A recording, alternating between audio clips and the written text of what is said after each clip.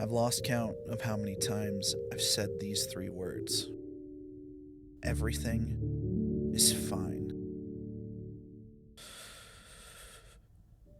Shit. 6 months ago, I made my first video essay. And not too long after, I released my second. I cheered myself forward, excited for this new direction, a new chapter in my creative life. I took to work writing my next script. But after the first 3 paragraphs, I was stuck, flipping between constant self-doubt, manic depression, and a sense that what I was doing just wasn't right. Truthfully, I tried. I sat down staring at the script for hours, and I came to one conclusion. Everything is not fine. I'm DTM, and this is Princess Mononoke, How to Master Emotion.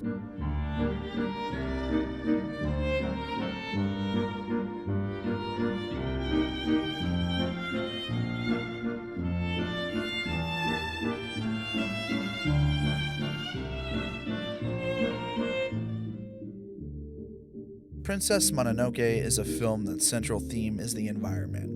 It began as a concept in 1970 as a then much younger Hayao Miyazaki began to draw pictures of a girl raised with an animal companion living in the forest.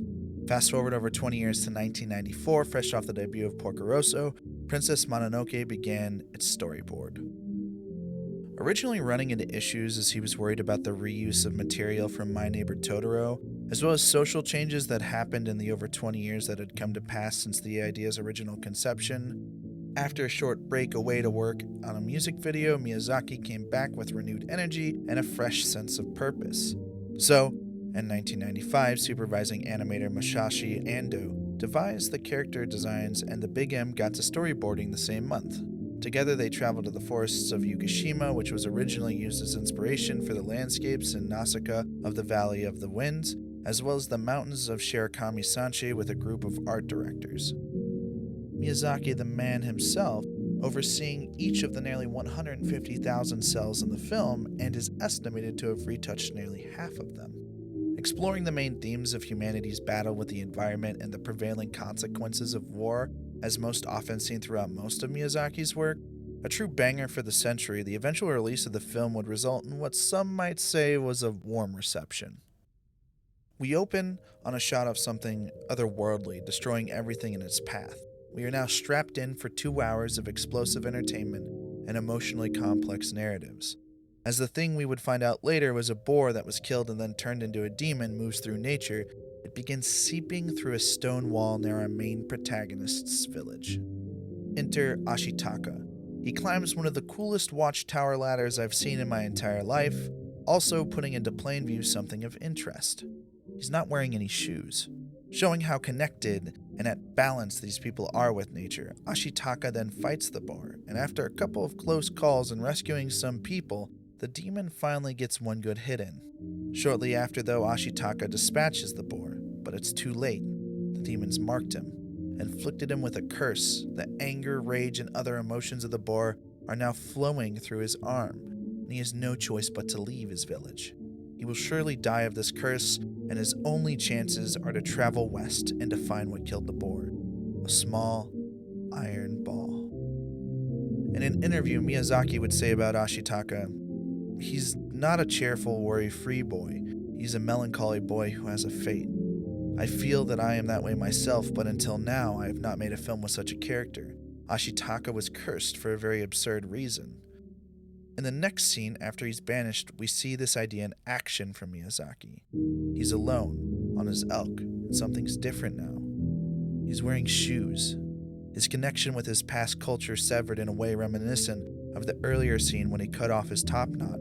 It serves as a constant reminder to him of where he may never return to. But more importantly, it reminds him that the wise woman told Ashitaka what he must do. To see with eyes unclouded by hate. His connection to nature is severed, literally putting a physical barrier between himself and the earth, making him, in some ways, an almost passive observer. Though this isn't actually necessarily true, I can't imagine what he must be feeling at this moment. Even later in the story, when he makes new friends, meeting people who aren't bad or good, just trying to survive, as well as his princess, this severed connection means he may never go back to younger days, never go back to his village. He can only look forward. It almost reminds me of a quote from Scott Green, who wrote a book about emotions and how we handle them, as well as death and life. The quote goes, "That's the thing about pain. It demands to be felt," echoing the idea that one must push forward and experience our emotions if we ever plan on achieving peace, if we ever plan to achieve balance. Ashitaka, as a character, is in search of this balance through most of the film's runtime. He balances this requirement of violence to protect what he loves against his disgust at the violence and pain it causes. As well as his own loss of his future, there comes a moment where Ashitaka almost leaves the story without ever finding his peace. To explain the moment a bit more, after finally meeting the forest spirit and getting his chance to get his curse removed, he awakes to still be cursed. The forest spirit most likely not healing him due to the fact that Ashitaka himself hasn't found his balance, he hasn't found his purpose, his fate, his destiny, still cursed. An almost lifeless man. We see this question of purpose finally answered in the climax of the film, when in order to return peace to the land and to save all of his friends, Ashitaka and San, his princess, give the forest spirit back his head. The blood of the forest spirit literally afflicting them rapidly with the same disease-like effects of the curse, forcing them through pain and grief.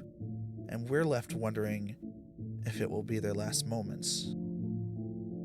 But at the end, they're alive. They've achieved balance with themselves, with each other, with the forest, with Irontown, with his past life and future life, and the curse bestowed upon Ashitaka is removed, meaning he literally gets his life back. I can't begin to imagine how difficult this quest must have been for Ashitaka, to take on so much responsibility, to stay his hand and prevent genocide, not just of the animals and of the forest, but of the humans as well, who are just trying to survive, to maintain steadfast in his belief that violence is not the answer. And this resolve in the face of absolute desolation from all sides is almost moronic.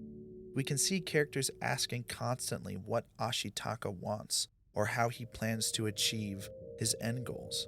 Ashitaka himself having no answer and no purpose, not sure of his own destiny, who up until this point saw only pain and death in his future, is not allowed an answer till the end of the film. Though I don't think Ashitaka's answer is really what's important here. Closer to the end of the actual film, the gentleman who's partially to blame for both the curse and the cure to the curse offers up a much more succinct answer to Irontown, to the gods, to the audience, and to Ashitaka. He simply says, "I give up. You can't win against fools," which then positions this idea to power through emotions in life, despite all of the pain, grief, and despair, as the only correct answer to the question. So, I think with this in mind, I need to amend my earlier statement. Everything is not fine, but it can be.